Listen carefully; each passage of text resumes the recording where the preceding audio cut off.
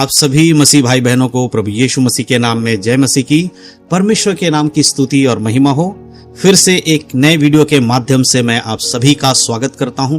और आज का जो हमारा वीडियो का टॉपिक है, बहुत ही ज्यादा जरूरी टॉपिक है हर एक विश्वासी के लिए। जो कोई प्रभु यीशु मसीह पे विश्वास करता है उसके लिए टॉपिक बहुत ज्यादा जरूरी है, क्योंकि आज इस वीडियो के माध्यम से मैं आपको बताने वाला हूं, जब आप रात में सोने जाते हैं उससे पहले आपको बाइबल के ये 5 वचन पढ़ना बहुत ही ज्यादा जरूरी है। अगर आप इन 5 वचनों को पढ़ते हैं, इनके अनुसार अपने जीवन को चलाते हैं और अगर आप फिर उसके बाद सोने जाते हैं, तो परमेश्वर का जो काम है वो आपके जीवन में जरूर होता है। इसीलिए बहुत जरूरी है कि बड़े ध्यान से आज के इन 5 वचनों को सुने, समझें और अपने जीवन में लागू करें।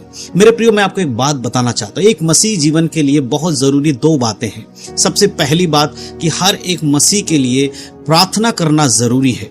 दूसरी बात, हर एक मसीह व्यक्ति को बाइबल को पढ़ना बहुत जरूरी है। और ये 2 बातें हर एक मसीह के जीवन में होना अनिवार्य, होना ही चाहिए। अगर आपके जीवन में 2 बातें नहीं हैं, तो आज से ही अपने जीवन में दोनों बातों को लेकर आइएगा और परमेश्वर के वचन के अनुसार अपने आप को चलाइएगा।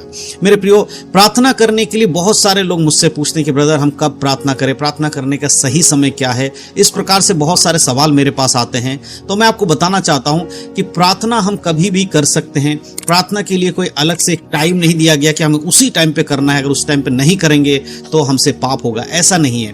प्रार्थना हमें हमेशा करते रहना है।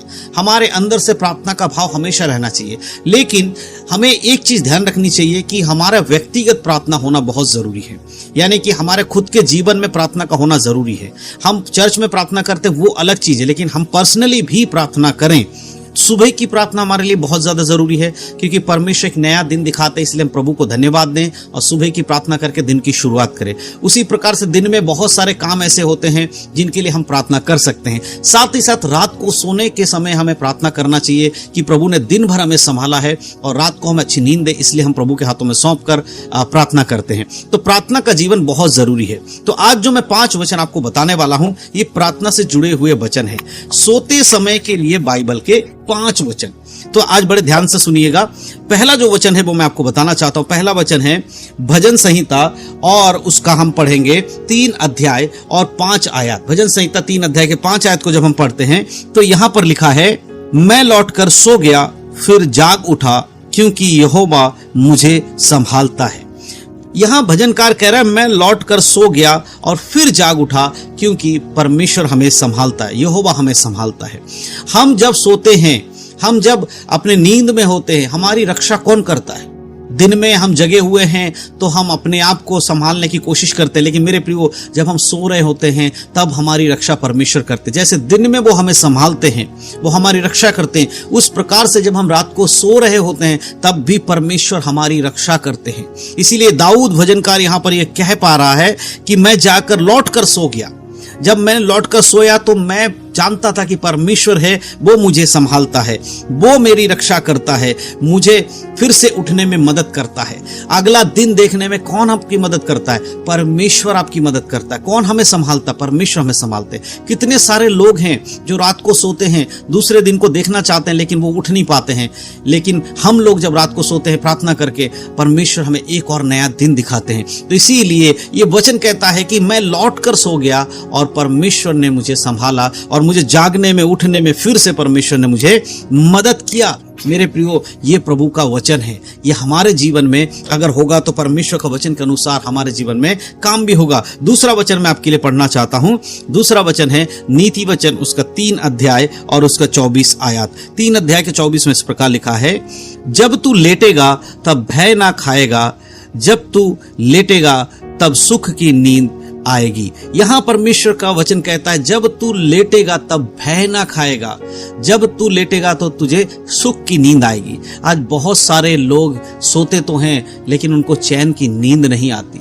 आज बहुत लोगों के पास धन दौलत बहुत है, हो सकता है आपके पास बहुत सारे धन दौलत होंगे, लेकिन मेरे प्रियो, धन दौलत कभी एक व्यक्ति को सुख की नींद नहीं दे सकती। आज करोड़ों रुपए कमाने वाले लोग हैं, लेकिन वो जब सोते हैं तो उन्हें अच्छे से नींद नहीं आती, क्योंकि उनका पैसा का जो लोभ है है वही उनको सोने नहीं देता, चैन की नींद उनको नहीं आती। जिस पैसे को कमाने में वो मेहनत करते हैं उसी पैसे को बचाने के लिए वो रात भर बेचैन रहते हैं, सुख की नींद नहीं आती है। लेकिन जो प्रभु पर विश्वास करता है परमेश्वर उसके धन संपत्ति में भी आशीष देते हैं और उसको एक सुख भरी नींद भी प्रदान करते हैं। इसीलिए प्रभु पर जो आश्रित रहता, अपने जीवन को जो परमेश्वर के हाथों में सौंपता है, वो लौट कर जो कहे सो भी जाएगा तो भी भय नहीं खाएगा, और वो लेटेगा तो क्या कभी उसको अशांति नहीं होगी, सुख की नींद आएगी। अगर आप एक सुख की नींद चाहते हैं तो प्रभु आपके साथ है। जो यीशु मसीह पर विश्वास करता है, जो परमेश्वर पर विश्वास करता है, उसके लिए परमेश्वर कहता है मैं उसे सुख की नींद प्रदान करता हूं।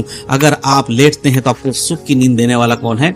परमेश्वर है मेरे प्रियो। तीसरा वचन मैं आपके लिए पढ़ना चाहता हूं, मत्ती रचित सुसमाचार और उसका 11 अध्याय उसके 28 वचन को अगर हम पढ़ते हैं, देखिए यहां पर क्या लिखा है। मत्ती 11 के 28 में लिखा है, हे सब परिश्रम करने वालों, बोझ से दबे हुए लोगों, मेरे पास आओ, मैं तुम्हें विश्राम दूंगा। प्रभु यीशु मसीह कहते हैं अगर तुम परिश्रम कर रहे हो, तुम्हारे ऊपर बोझ है, तुम घबराए हुए हो, दबे हुए हो, रात को तुम सोने जा रहे हो लेकिन तुम्हें एक डर अंदर बैठा हुआ कि मैं क्या करूं, कैसे करूं, तो परमेश्वर कह रहा मेरे पास आओ, अपने परेशानी को लेकर मेरे पास आओ, अपने बोझ को लेकर मेरे पास आओ, अपने दिक्कत और परेशानी को मेरे हाथों में सौंप दो, मैं तुम्हें विश्राम दूंगा।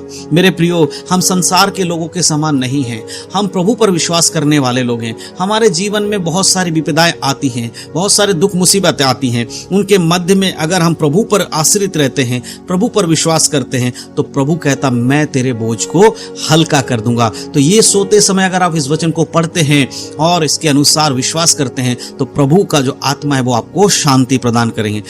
चौथा वचन अगर हम पढ़ते हैं तो वो है मत्ती रचित सुसमाचार उसका 6 अध्याय और उसका वचन 34, 6 के 34 में इस प्रकार से लिखा है, अतः कल की चिंता ना करो, क्योंकि कल का दिन अपनी चिंता आप कर लेगा, आज के लिए आज ही का दुख बहुत है। यहां प्रभु कहता है कल की चिंता मत करो, कल का चिंता अपने आप कल का दिन कर लेगा, आपके लिए तो आज का जो दुख है वही काफी है।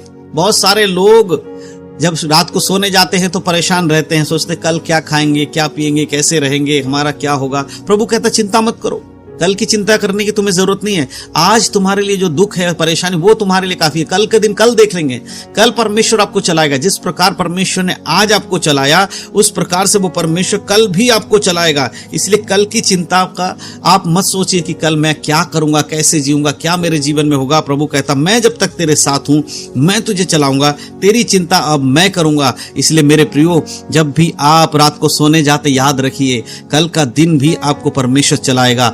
आज के दिन भी परमेश्वर ने चलाया है, इसलिए कल का दिन भी परमेश्वर आपको चलाएंगे। चिंता करने की कोई जरूरत नहीं है।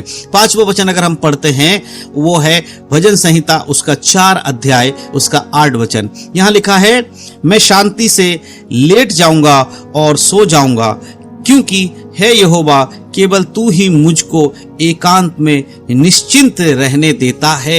यहाँ पर भजनकार कहता मैं शांति से जाऊंगा और लेट जाऊंगा, क्योंकि मेरे जीवन में जो अशांति उसको परमेश्वर शांत कर देता है और मेरे जीवन की हर एक परेशानी में वो मुझे संभाल लेता है, एकांत में मुझे निश्चिंत करता है। बहुत बार ऐसा होता है कि लोग अकेले में जब बैठते हैं उनकी चिंताएं उनको घेर लेती हैं। आपके साथ भी आपकी चिंताएं आपको घेर लेती होंगी, लेकिन प्रभु का वचन यहाँ कहता है कि मैं जाकर निश्चिंत होकर लेट जाऊंगा, क्योंकि एकांत में भी मेरा परमेश्वर मुझे निश्चिंत करता है, मुझे चिंताओं से बाहर निकालता है। मेरे प्रियो, ये 5 ऐसे वचन हैं जिनको अगर आप पढ़ते हैं, सोने से पहले अगर आप इनका मनन करते हैं तो प्रभु की ओर से आपको शांति मिलेगी, प्रभु की ओर से आपको धैर्य मिलेगा, प्रभु की ओर से आपको एक भरोसा मिलेगा कि परमेश्वर आपके साथ है। तो इन वचनों के आधारित जरूर अपने जीवन को चलाएं और जिस प्रकार प्रभु का ये वचन कहता है उस प्रकार चलें। तो ये 5 जो वचन हैं सोते समय के लिए बाइबल के 5 वचन, अगर आप रोज पढ़ते हैं, रोज इसका मनन करते हैं